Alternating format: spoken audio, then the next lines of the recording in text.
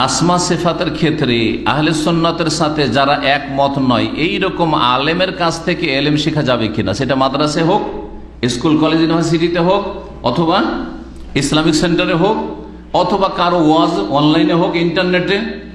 এই ভুল কিন্তু আপনারা অনেকে করছেন। সব রকম বক্তার ওয়াজ শুনছেন, সহি আকীদার আলেমদের ওয়াজ শুনছেন, আর তার সাথে সাথে যতগুলি ফিরকা আছে সবগুলির ওয়াজ দেখি একটু কি বলছে শুনে দেখি একটু কি বলছে শুনে দেখি। মনে হচ্ছে যে আপনি এত এলেম রাখেন যে সব পরীক্ষা নিরীক্ষা করে এটা চলবে এটা চলবে না জাস্টিফাই করার ক্ষমতা রাখেন। এত যদি ক্ষমতা রাখবেন তাহলে আপনি একজন ভালো আলেম, তাহলে আপনার আর এলেম শেখার দরকার কি পরের কাছ থেকে? কথা বলছেন না? এই যে আমাদের দেশের আম পাবলিকরা সব রকমের বক্তার ওয়াজ শুনছে, এটা আরেকটি ভুল। কারণ তার ক্ষমতা নেই যে যাচাই বাছাই করবে যে কার কথাটি কার কথা বল। প্রথম তাকে সিদ্ধান্ত নিতে হবে যে আমি পানি খাবো স্বচ্ছ ঝর্ণা থেকে, পরিষ্কার পানি খাবো। হ্যাঁ, সব পানি দেখি একটু করে খেয়ে দেখি, এটা একটু খেয়ে দেখি, আর একটু ওই যে ড্রেনের পানি আসছে ওটাও খেয়ে দেখি, আর আপনার ওই যে নলের পানি আসছে ওটাও খেয়ে দেখি সবটা খেয়ে টেয়ে দেখে তারপর তখন বিচার করবো যে কোনটা ভালো আর কোনটা মন্দ, নাকি?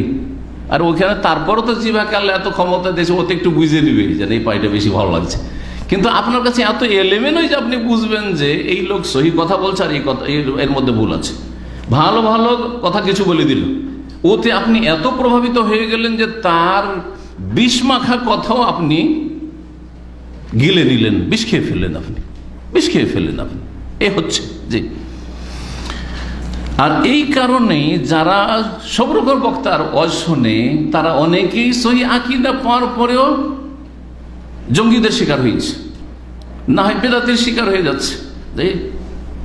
কয়েক সপ্তাহ আগে, এই কিছুদিন আগে এক ভাই বলছে যে আমার গ্রামের একটা ছেলে এখানে 10-15 বছর থেকেছে, তারপরে একেবারে সহি আকীদার খুব অ্যাক্টিভ হয়ে গেছে। তার বাংলাদেশ এক্সিট যাওয়ার পরে পাক্কা দেওয়ানবাগি হয়ে গেছে। এমনি হয়েছে ও এখানে ওইখানে যে বলে যে ড্রেনের পানিও চেখে বাড়িয়েছে, তো দেওয়ানবাগিরও একটু ওয়াজ শুনে দেখি। কথা বলছে হিজবুত তৌহিদেরও শুনে দেখি, আর কাদিয়ানিরও শুনে দেখি, আর এই সালাফিদেরও শুনে দেখি, আর চলো দেওবন্দি হুজুরের শুনে দেখি, চলো রেজবি বেরলবি হুজুরের শুনে দেখি, এই কেবলারও শুনে দেখি, জনপুরিরও শুনে দেখি, সব রকম শুনে দেখি করতে গিয়ে গোমরা হয়ে গেছে।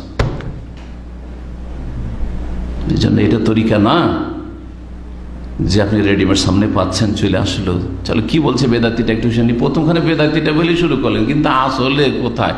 আর এই কথা তো খুব ভালোই লাগছে রে। আরে কথা ভালো লাগছে না কি লাগছে, আপনার মধ্যে যোগ্যতাই কোথায় যে আপনি ভালো লাগছে মানে ভাষা মিষ্টি সে ভালো লাগছে? সুতরাং আগে থেকে আপনাকে সিদ্ধান্ত নিতে হবে, ডিসাইড করতে হবে যে আমি স্বচ্ছ পানি খাবো। খালেস কোরআন সুন্নাহর কথা যেসব আলেমরা বলেন, যাদের কথায় আকীদার মোটেই ভুল নেই, মাসলা মাসাইলে ইজতিহাদে ভুল হইতে পারে, মানুষ দুর্বল। জি, যদি বড় বড় আইম্মায়ে কেরামদের যদি ইজতিহাদে ভুল হতে পারে, তো সহি আকীদার আলেমদের ইজতিহাদ ফিকহি মাসলায় ভুল হইতে পারে, যে আর আছেও। কিন্তু কথা সেটা কোনো দোষের ব্যাপার নাই। ইমাম আবু হানিফা, শাফি, মালিক, আহমদের জন্য যদি দোষের ব্যাপার না হয়ে থাকে, তো আমাদের জন্য কিসের দোষের ব্যাপার? আমরা ভুল করে দিই, কোনো দোষের ব্যাপার নাই। হ্যাঁ, যেখানে ভুল ধরা পড়বে ওইটা ছেড়ে দেবেন। কিন্তু আকীদার ক্ষেত্রে অন্তত এতটা আস্থা আছে যে আমরা গুমরাহ হব না। সুতরাং যার তার ওয়াজ শোনা, যার তার কিতাব পড়া, আর যার তার বক্তব্যকে শেয়ার করে দেওয়া। কেন শেয়ার করলেন? বলছে সবাইকে একটু শোনার জন্য, যে শুনে দেখুক। আর বাবা কথা শুনে দেখুক, গুমরাহ করছেন মানুষকে আপনি।